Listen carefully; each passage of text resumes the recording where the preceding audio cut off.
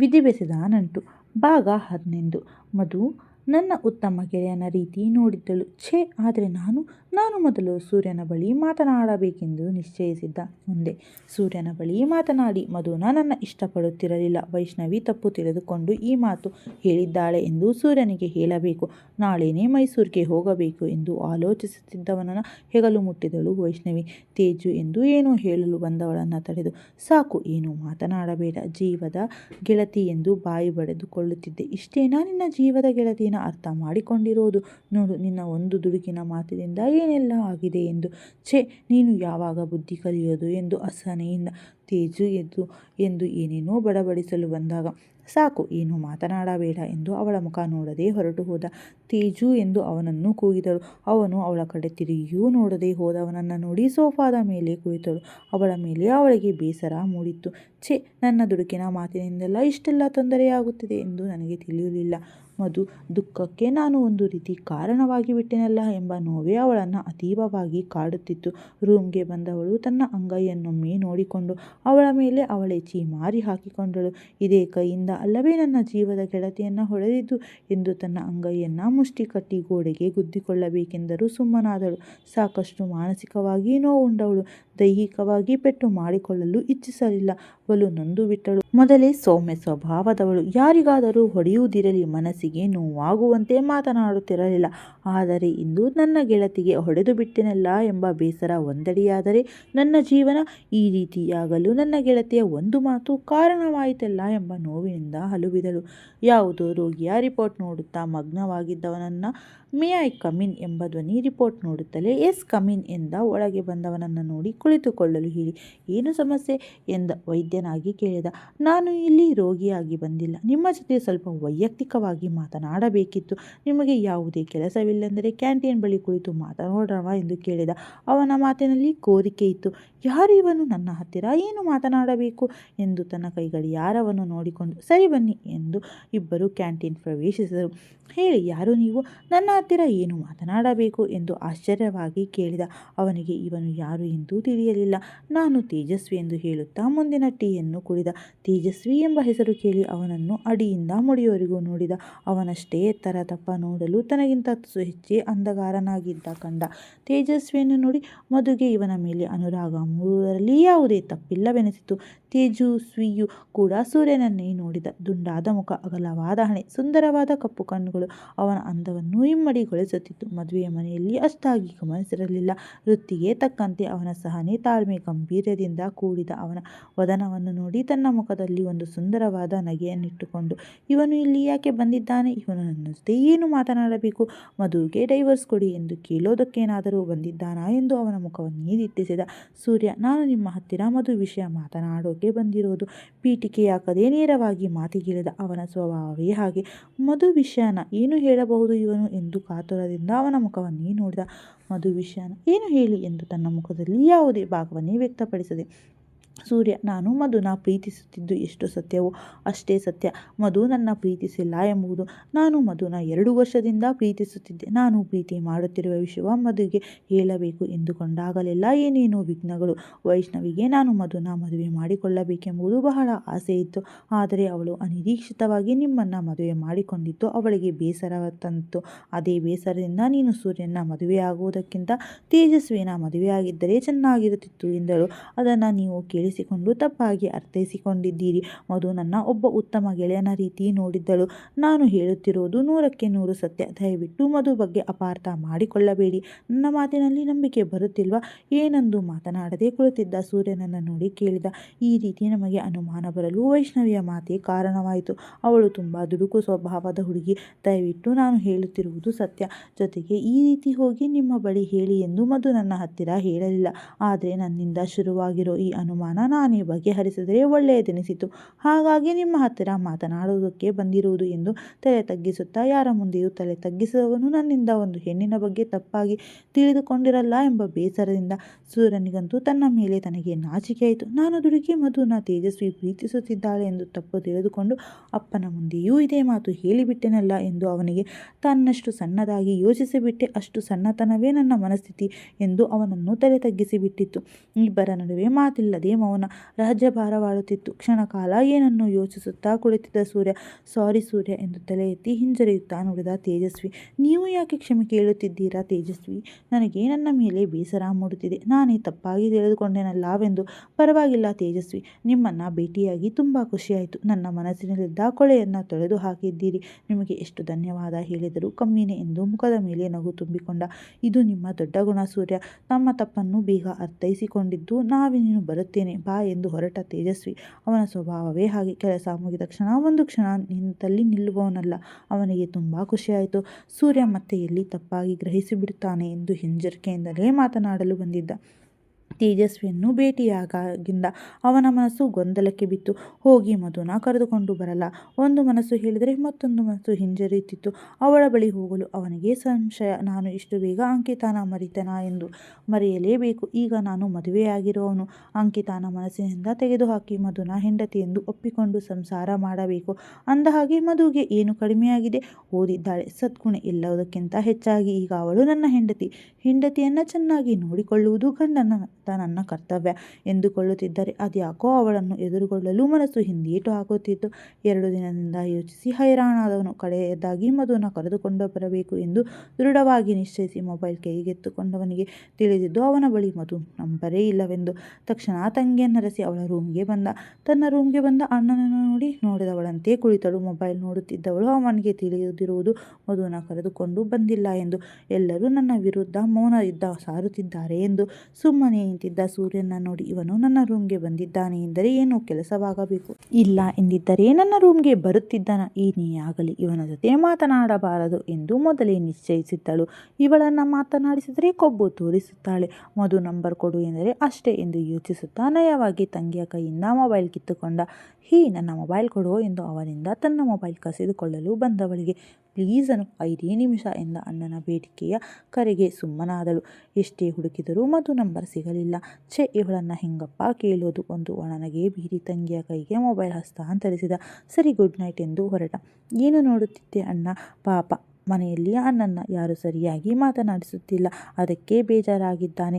ಹಿಂಸೆ ಆಯಿತು ಅವಳ ಮನಕ್ಕೆ. ಅವನನ್ನು ಅರಸಿ ರೂಮ್ಗೆ ಬಂದವಳಿಗೆ ಅವನು ಕಾಣಲಿಲ್ಲ. ಮಹಡಿ ಹತ್ತಿ ಮೇಲೆ ಬಂದವಳಿಗೆ ಕಂಡಿದ್ದು ದುಂಡಾದ ಪೂರ್ಣಚಂದ್ರನನ್ನೇ ನೋಡುತ್ತಾ ನಿಂತಿರುವ ಮುದ್ದು ಅಣ್ಣ. ಅಣ್ಣ ಎಂದು ಅವನ ಭುಜದ ಮೇಲೆ ಕೈ ಇರಿಸಿದಳು. ಹೇಳುವನು, ಇವತ್ತು ಮಹಡಿಯ ಮೇಲೆ ಬಂದು ಬಿಟ್ಟಿದ್ದೀಯಾ ಎಂದ ತನ್ನ ತಂಗಿಯ. ರಾತ್ರಿಯ ವೇಳೆ ಮಹಡಿಯ ಮೇಲೆ ಬರುವವಳೆಲ್ಲವೆಂದು ನಿನ್ನ ಹುಡುಕುತ್ತಲೇ ಬಂದೆ. ಏನು ಯೋಚಿಸುತ್ತಿದ್ದೀಯಾ? ಸಾರಿ ಎಂದಳು ಅವನನ್ನು ಅಪ್ಪುತ್ತಾ. ಸಾರಿನಾ? ಯಾಕೆ ಎಂದು ತಂಗಿಯ ಗಲ್ಲವನ್ನು ಹಿಡಿದು ಸುಮ್ಮನೆ ಕ್ಷಮಿಸು ಎಂದು ಕೇಳುವವಳಲ್ಲ ನನ್ನ ಪ್ರೀತಿಯ ತಂಗಿ ಎಂದು. ಹೌದು, ನನ್ನನ್ನು ಕ್ಷಮಿಸು ಅಣ್ಣ. ಅಪ್ಪನಿಗೂ ಅಜ್ಜಿಗೂ ಹೇಳಿದ್ದೆ, ನೀನು ಅತ್ತಿಗೆನ ಕರೆದುಕೊಂಡು ಬರುವವರೆಗೂ ನಿನ್ನ ಜೊತೆ ಯಾರೂ ಮಾತನಾಡಬಾರದೆಂದು ನಿಯಮ ಮಾಡಿದ್ದೆ. ಆ ನಿಯಮನ ನೀನೇ ಉಲ್ಲಂಘಿಸಿಬಿಟ್ಟೆ ಅಲ್ವಾ ಎಂದು ತಂಗಿನ ಕೆನ್ನೆ ಹಿಂಡಿದ. ಹೇಳು, ಆವಾಗಲೇ ಯಾಕೆ ನನ್ನ ರೂಮ್ಗೆ ಬಂದಿದ್ದೆ? ಏನು ವಿಷಯವಿಲ್ಲದೆ ನನ್ನ ರೂಮ್ಗೆ ನೀನು ಬರುವವನಲ್ಲ. ಏನು ಸಮಾಚಾರ ಎಂದು ಗಲ್ಲದ ಮೇಲೆ ಬೆರಳನ್ನಿಟ್ಟು ಏನನ್ನೂ ಗಹನವಾದ ವಿಚಾರ ಕೇಳುವಂತೆ ಕೇಳಿದಳು. ಅದು ಅನು ಬಂಗಾರಿ ಎಂದು ತಡಬಡಿಸುತ್ತಾ ನಿಂತ ಸೂರ್ಯ. ಹೇಳು ಅಣ್ಣ, ಯಾಕೋ ಅಷ್ಟೊಂದು ಯೋಚಿಸುತ್ತಿದ್ಯಾ? ನನ್ನ ಹತ್ತಿರ ಕೇಳೋದಕ್ಕೂ ನಿನಗೆ ಭಯಾನ ಎಂದು ನಗುತ್ತಾ ಕೇಳಿದಳು.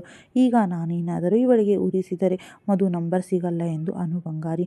ಮಧು ನಂಬರ್ ಕೊಡು ಎಂದು ಚಂದದನಿಗೆ ಸೂಸುತ್ತಾ. ಅನು ಮೊದಲೇ ತಿಳಿದಿತ್ತು, ಬೆಣ್ಣೆ ಸವರಿದಂತೆ ಮಾತನಾಡುತ್ತಿದ್ದಾನೆ. ಅಣ್ಣನ ಪರಿಗೆ ಅತ್ತಿಗೆಯ ಬಗ್ಗೆ ಏನಾದರೂ ಕೇಳಲು ಬಂದಿರುತ್ತಾನೆಂದು. ರೂಮ್ನಲ್ಲಿ ನನ್ನ ಮೊಬೈಲ್ ನೋಡಿದೆ ತಾನೆ, ಅಲ್ಲಿ ಅತ್ತಿಗೆ ನಂಬರ್ ತೆಗೆದುಕೊಂಡರಾಗುತ್ತಿತ್ತು. ಗಂಡನಾಗಿ ನೀನು ನಿನ್ನ ಹೆಂಡತಿ ನಂಬರ್ ಇಟ್ಟುಕೊಂಡಿಲ್ಲವೆಂದರೆ ನೀನೆಂಥ ಗಂಡಾನೋ ಎಂದಳು ನಗುತ್ತಾ. ಆದರೆ ಅವನಿಗೆ ಆ ಮಾತು ರಪ್ ಎಂದು ಅವನ ಕೆನ್ನೆಗೆ ಬಾರಿಸಿದಂತಿತ್ತು. ತನ್ನ ಬಗ್ಗೆ ತಾನೇ ಹೀಗಳೆಯುತ್ತಾ, ನಿನ್ನ ಕಾಂಟ್ಯಾಕ್ಟ್ನಲ್ಲಿ ಮಧು ಎಂಬ ಯಾವ ನಂಬರ್ ಸೇವ್ ಆಗಿಲ್ಲ ಎಂದು ತಂಗಿಯ ಮುಖವನ್ನೇ ನೋಡಿದ. ತಲೆ ತಗ್ಗಿಸಿ ನಿಂತಿದ್ದ ಅಣ್ಣನ ತಲೆಯನ್ನು ಎತ್ತಿ, ನೀನು ಅಣ್ಣನಾದರೆ ನಿನ್ನ ಹೆಂಡತಿ ನನಗೆ ಏನಾಗಬೇಕು ಎಂದು ಕೇಳಿದಳು. ಅತ್ತಿಗೆ ತಾನೇ, ಇನ್ನೇನಾಗಬೇಕು ಎಂದ ಅಸಮಾಧಾನದಿಂದ. ನಂಬರ್ ಕೊಡು ಎಂದರೆ ಈ ರೀತಿ ಪ್ರಶ್ನೆ ಕೇಳುತ್ತಿದ್ದಾಳೆಂದು. ಮತ್ತೆ ನಾನು ಕೂಡ ಅವರ ನಂಬರ್ ಅತ್ತಿಗೆ ಎಂದು ಸೇವ್ ಮಾಡಿಕೊಂಡಿದ್ದೀನಿ. ನಿನಗೊಂದು ಹೆಂಡತಿ ಎಂದು ಒಪ್ಪಿಕೊಳ್ಳಲು ಕಷ್ಟವಾಗಬಹುದು. ಆದರೆ ನೀನು ತಾಳಿ ಕಟ್ಟಿದ ಕ್ಷಣವೇ ಅತ್ತಿಗೆ ಎಂದು ಸ್ವೀಕಾರ ಮಾಡಿದ್ದೀನಿ. ಹೌದು, ಇವಾಗ ಯಾಕೆ ಅತ್ತಿಗೆ ನಂಬರ್ ಎಂದಳು ಕೋಪದಿಂದ. ನಿಮ್ಮ ಅತ್ತಿಗೆನ ಕರೆದುಕೊಂಡು ಬರೋಣ ಎಂದುಕೊಂಡಿದ್ದೀನಿ. ಯಾವುದೇ ಭಾವನೆ ವ್ಯಕ್ತಪಡಿಸದೆ ನಿರ್ಲಿಪ್ತವಾಗಿ ನುಡಿದ. ಅಣ್ಣ, ಏನು ಹೇಳುತ್ತಿದ್ದೀಯಾ? ಅತ್ತಿಗೆನ ನಾಳೆ ಕರೆದುಕೊಂಡು ಬರುತ್ತೀಯಾ? ನಿಜಾನ ಎಂದು ಅತಿ ಆನಂದದಿಂದ ಕೇಳಿದಳು. ಹೌದು ಅನು, ಯಪ್ಪ, ನನಗೆ ನಿಜವಾಗ್ಲೂ ನಂಬೋದಕ್ಕೆ ಕಷ್ಟವಾಗುತ್ತಿದೆ. ಥ್ಯಾಂಕ್ ಯು ಸೋ ಮಚ್ ಅಣ್ಣ, ತಗೋ ನಂಬರ್ ಎಂದು ಅವನಿಗೆ ನಂಬರ್ ಕೊಟ್ಟು, ಅಣ್ಣ ಅತ್ತಿಗೆ ಜೊತೆ ನಗು ನಗುತ್ತಾ ಸ್ವಲ್ಪ ರೊಮ್ಯಾಂಟಿಕ್ ಆಗಿ ಮಾತನಾಡು ಸರಿನಾ, ಒಳ್ಳೆ ಮುಖನ ಗಂಟಾಕಿಕೊಂಡು ಮಾತನಾಡಬೇಡ, ಆಮೇಲೆ ಅತ್ತಿಗೆ ಭಯ ಬಿಟ್ಟು ಬಿಡುತ್ತಾರೆ ಎಂದು ಹೇಳಿದವಳ ಕಿವಿ ಹಿಂಡಿಕೊಂಡ ಸೂರ್ಯ. ಅಯ್ಯೋ ಬಿಡು, ನನ್ನ ಕಿವಿ ನೋವಾಗುತ್ತದೆ ಎಂದು ಅವನಿಂದ ಬಿಡಿಸಿಕೊಂಡು ಕೆಳಗೆ ಹೋದಳು. ಮೊಬೈಲ್ ಹಿಡಿದು ಕೆಲ ನಿಮಿಷ ಯೋಚಿಸಿ ಮಧು ನಂಬರ್ಗೆ ಕರೆ ಮಾಡಿದ. ತನ್ನ ಮೊಬೈಲ್ಗೆ ಹೆಸರಿಲ್ಲದ ಕರೆ ಬಂದಾಗ ಭೀತಿಗೊಳಗಾದಳು. ಮಾವ ಏನಾದರೂ ಇವನು ಯಾಕೆ ನನಗೆ ಈ ರೀತಿ ಕಾಟ ಕೊಡುತ್ತಿದ್ದಾನೆ? ಅದೆಷ್ಟೇ ನಂಬರ್ ಬದಲಾಯಿಸಲಿ, ಅಯ್ಯೋ ಯಾರಿಗೆ ಹೇಳಲಿ ನನ್ನ ತೊಳಲಾಟ, ವೇದನೆ, ಹತಾಶೆ ಎಂದು ತುಸು ಧೈರ್ಯವಹಿಸಿ ಕರೆ ಸ್ವೀಕರಿಸಲು. ಹಲೋ ಎಂಬ ಕಂಚಿನ ಕಂಠಕ್ಕೆ ಇಷ್ಟೊತ್ತು ಮನದ ಬೇಗುದಿಯಲ್ಲಿ ಬೇಯುತ್ತಿದ್ದವಳಿಗೆ ಅವನ ಒಂದು ಹಲೋ ಎಂಬ ಮಾತು ತಂಪೆರೆದಂತೆ ತಂತಾನೇ ತುಟಿಗಳು ಅರಳಿದವು. ಇದು ಅವರ ಧ್ವನಿಯೇ ಎಂದು ಪ್ರಶ್ನಿಸುತ್ತಾ ಅವಳ ಬುದ್ಧಿ ಮತ್ತೆ ಅವನ ಹಲೋ ಎಂಬ ಧ್ವನಿಗೆ ಹಲೋ ಎಂದಳು. ಹಲೋ ಮಧುರಾನ ಸಂಶಯದಿಂದ ಕೇಳಿದ. ಅವನ ಧ್ವನಿ ಕೇಳಿ ತಿಂಗಳ ಮೇಲಾಗಿದ್ದರಿಂದ ಹ್ಞೂ ಎಂದಳು. ಚೆನ್ನಾಗಿದ್ದೀಯಾ ಮಧು ಎಂದು ಕೇಳಿದವನ ಮಾತಿನಲ್ಲಿ ಕುಶಲೋಪರಿಗಿಂತ ಬೇರೆ ಭಾವನೆಯೇ ಇತ್ತು. ಕಾಳಜಿಯೋ ಅನುಕಂಪವೋ ಅಥವಾ ಪ್ರೀತಿಯೋ ಅವಳಿಗೆ ಒಂದು ತಿಳಿಯಲಿಲ್ಲ. ಅವನು ಕೇಳಿದ ಪ್ರಶ್ನೆಗಳಿಗಷ್ಟೇ ಅವಳ ಉತ್ತರ.